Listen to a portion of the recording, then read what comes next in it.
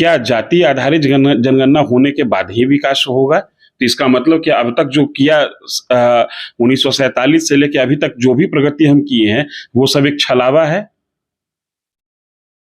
क्यों जाति आधारित जनगणना की जा रही है? क्या गिनना चाहते हैं आप? विकास के लिए सरकार कर रही है, विकास होगा उससे। ये जो वर्तमान में सरकार है, चचा भतीजा की सरकार, पिछले 35 साल से इनकी सरकार है, आज समझ में आ रहा है।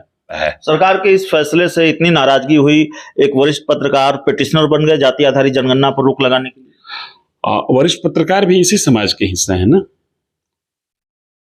आप वोट के लिए समाज को बांटने की कोशिश कर रहे हैं। समतामूलक समाज की कल्पना इन लोगों ने की थी ना, हमारे संविधान निर्माताओं ने समतामूलक समाज की कल्पना की थी। तो क्या 1947 से लेकर 2023 तक किसी भी राजनेता के दिमाग में यह बात नहीं आया क्या कि जाति जनगणना किए बगैर समतामूलक समाज की स्थापना नहीं हो सकती है? ऐसा नहीं है। आपके पास मुद्दे का अभाव है, आप जाति में जनमत खोज रहे हैं। अरे जिस चीज का कॉन्स्टिट्यूशनल राइट आपके पास नहीं है वो काम करने के लिए आप क्यों परेशान हैं? आप कह रहे हैं संवैधानिक अधिकार नहीं था सरकार के पास जाति आधारित जनगणना? मैं नहीं कह रहा हूं, जो अंतरिम आदेश आया है माननीय उच्च न्यायालय के द्वारा, उस अंतरिम आदेश में यह कहा गया है।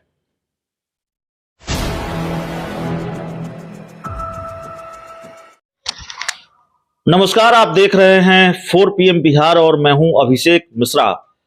देखिए, हम जाति आधारित जनगणना की बात लगातार कर रहे हैं और जाति आधारित जनगणना को लेकर जिस तरीके से रोक लगाई गई है कोर्ट के द्वारा, उसको लेकर बिहार में राजनीति गर्म है। भारतीय जनता पार्टी ने अब सर्वदलीय बैठक की मांग की है। जेडीयू कह रही है हम इस पूरे मामले में बीजेपी की पोल खोलेंगे।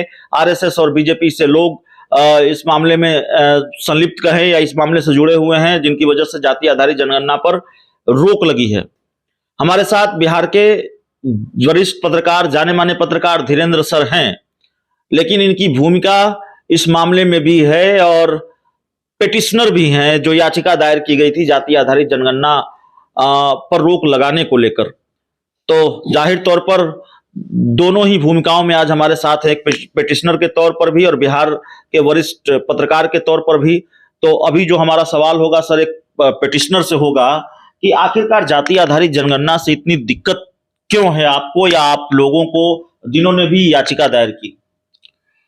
प्रश्न ये है कि अगर जाति आधारित जनगणना कराया क्यों जा रहा है, कौन सी जरूरत आन पड़ी?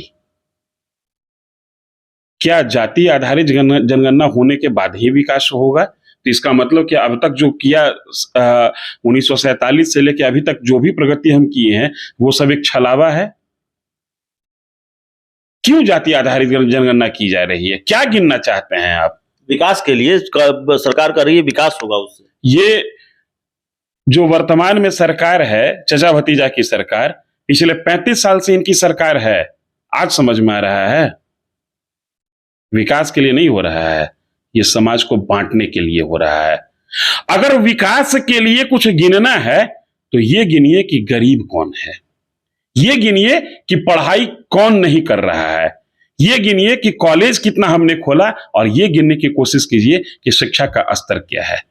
जाति गिनने से विकास नहीं होता है, मेरिट तय करने से विकास होता है। सरकार के इस फैसले से इतनी नाराजगी हुई, एक वरिष्ठ पत्रकार पिटिशनर बन गए जाति आधारित जनगणना पर रोक लगाने के लिए।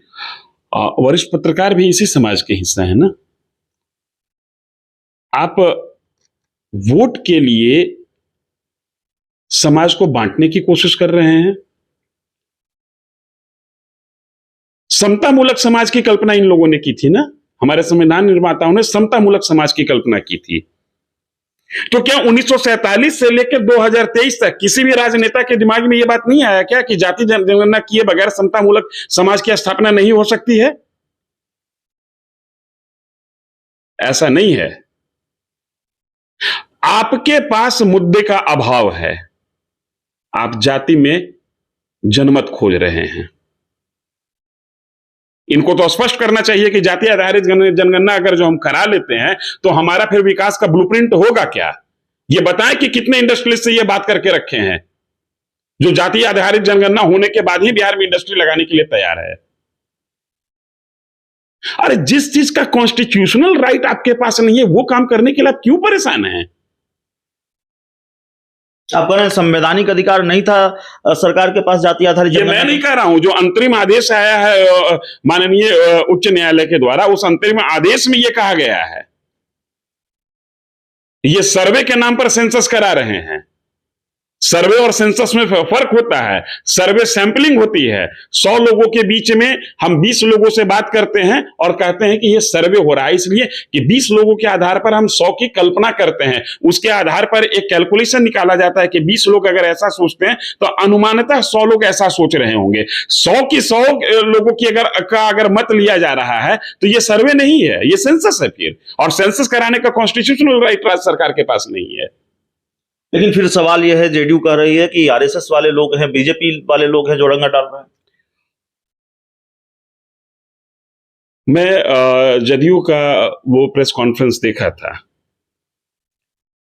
होमवर्क की कमी थी उनके प्रेस कॉन्फ्रेंस में।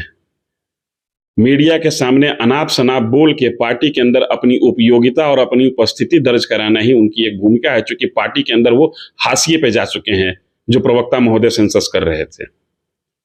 अगर उनके पास जानकारी है कि कोई बीजेपी का व्यक्ति है या कोई आरएसएस का व्यक्ति है, तो जो वकालतनामा उन लोगों ने साइन किया होगा वो जारी करें।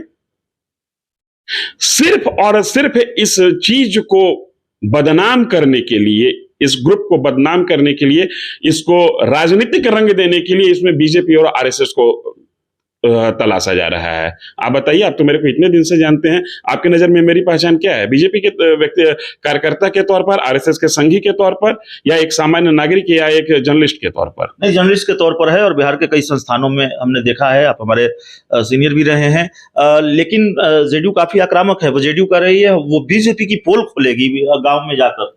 अरे भाई, बीजेपी का पोल खोलना उनकी जिम्मेदारी है, वो राजनीति करते हैं। बीजेपी का पोल खोलें, लेकिन बीजेपी का पोल खोलते खोलते ये चीज ध्यान रखें कि उन्हीं शब्दों का और उन्हीं नामों की चर्चा करें जिससे उनकी खुद की पोल बची रह जाए।